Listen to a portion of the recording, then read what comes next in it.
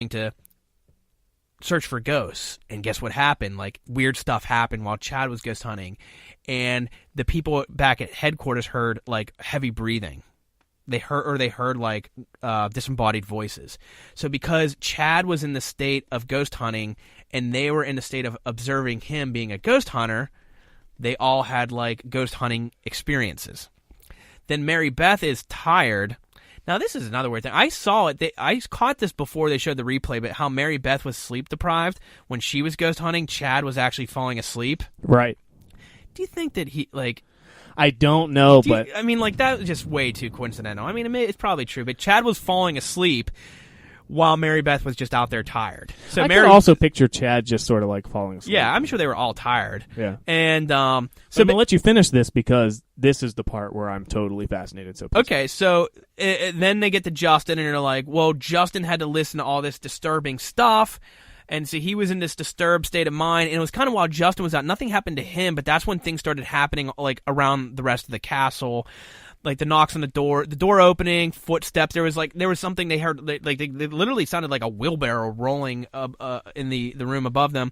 And then like when Joey went out and he was all freaked out, everybody else was in a state of anxiety, worried about Joey because of how worried he was. So they're basically, then they just summed up like, see, it was a success. It proves the point. And it's just like, just these constant huge leaps. And there's another big leap in Sarnoface when we get to that, but it's just kind of like, and I get it, like you get to a point like you know how you want to end your story, and you have to get there somehow. Now, see, this is he wasn't going to go to England and make a documentary that failed and didn't prove his point. So he has to basically take, here's what happened, and I've got to somehow connect it to my point. First of all, he can absolutely go to England and have a failed documentary. His business, American Ghost Hunter, or whatever the business is called, is still going to pay for his trip to England and his night in Chillingham Castle. The business only pay. The only way it makes money is people showing up to watch it. If it's a movie that goes nowhere and has no ending or point, I think the attendance will be less and the ticket sales will be less. Maybe. I'm not sure how much attendance he's getting anyway, but that's a different point. The point is he has some sort of investor, whether it's movies or not. Somebody had to pump money into it before he could even fund it. But it has to be paid back. I mean, it's got to reap rewards, or at least the next movie won't be funded. That could be true, and we'll see if there's a next movie. But so, and I have a theory about Sir No Face for you. Yeah. So I didn't actually think it was that big of a leap. I thought that it was a really interesting tie-in, and I had texted this to you. I was not a fan of Blood Red Sky at all until that point. Yeah. Because that's the point that I thought was really neat, is that as a human race, we can totally empathize with other people. Yeah. I didn't think it was that big of a leap. I think that it proved his point. I actually didn't think it really proved his point because nothing happened. I mean, let's face it, there was no minimal environmental impact. The only environmental impact were the things that on each other. Their heightened senses, maybe hearing something that may have been there the whole time. Yeah. But because they had a heightened sense out of empathy for the other person. Yeah. That's what I thought was neat, is maybe we, out of empathy, or maybe we, out of concern for ourselves, start to piece things together. Yeah, I agree with you, but I think that, that conclusion... Because remember, like, it wasn't even naturally reached. Even he admitted at the end, it was actually that other guy I don't know if his name was Kieran. Kieran, yeah, the doctor. But it was Kieran that actually, like, brought that up as they were leaving. You know what I mean? It wasn't an obvious conclusion. So, like, they basically had to, like, justify everything. But it wraps it up nice and neat. But it doesn't take you there on its own. So what I'm getting at is this. If you take the purpose of that documentary, let's talk, can consciousness affect one another? Can our state of minds affect one another? Can we, this and that, what happened? I'm sure that someone can make a better documentary that gets you there more naturally, more convincingly. Well, this is then where two things come into play. One, you're saying he's an incredible editor. You said that in the first podcast. So his good and bad. He likes to edit. He's skilled at editing, but he uses it too much. And, there's three things at play here. There's three things at play that make me watch a Chad Calek film. Four, really. One, it's Chad Calek, and I recognize the name. Okay? Mm-hmm. Two is he does have interesting editing techniques. Three, he was in Chillingham Castle, which is cool. Yeah. Really cool. Yeah. And the fourth thing is the man can market. Yeah. Which I guess goes back to number one. How do I know Chad Calek? Because he can brand himself. Yeah. And that's how he gets this done. So, I think we watch the films because they're good. He's a good editor. Yeah. I mean, I don't disagree with any of that. I think he has the potential. I always look at it he has all the abilities. I think he holds himself back. By choice. Yeah, kind of yeah, because I guess at the end of the day, that's what I'm saying, it seems like Chad's in a place where, hey, I'm going to make my films my way, period.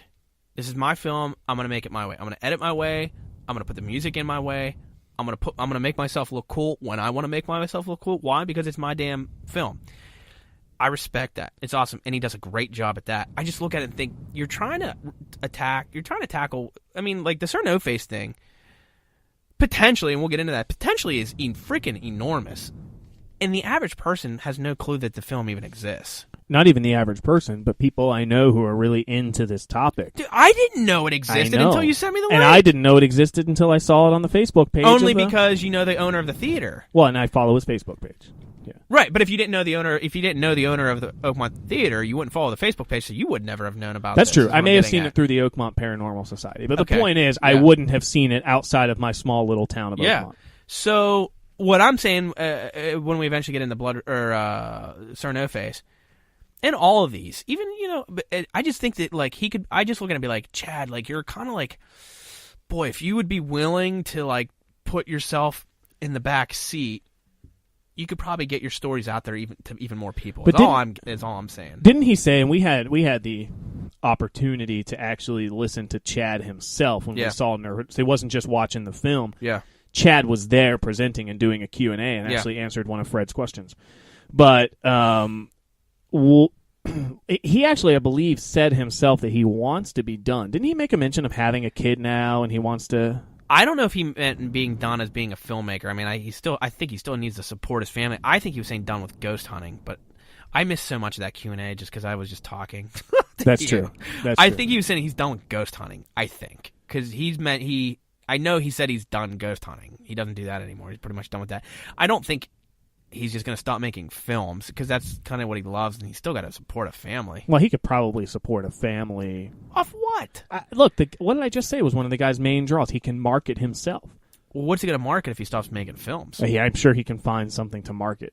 Okay. When he stops making films. I mean, just look at how that was. Well, I'm not going to get into that, but okay.